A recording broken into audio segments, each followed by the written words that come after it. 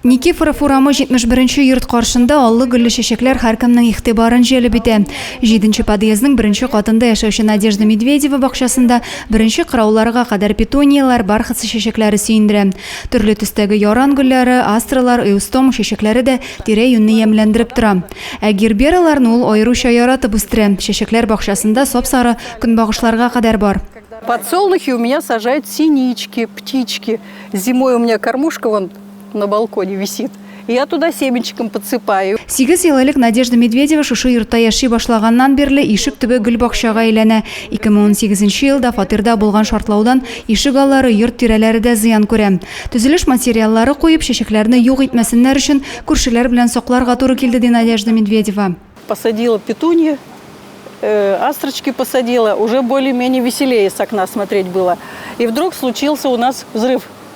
Тут все загородили забором, тут пепел и все такое. Соседи у меня даже с 8-го подъезда все эту клумбу оберегали. Все прям дышали. Как бы, тут скамеечка осталась, все сюда приходили, садились как-то это. Иртәнге якта бер кат чүпләрен алгалап, төпләрен йомшартырга тырыша Надежда ханым. Кич белән гадәттәгечә шешекләргә су сибү белән мәшгуль ул. Үткән киткән кеше дә сокланмыйча калмый. Үзем өчен генә түгел, тирә-юньгә матурлык өләшү күңелемә рәхәтлек бирә ди.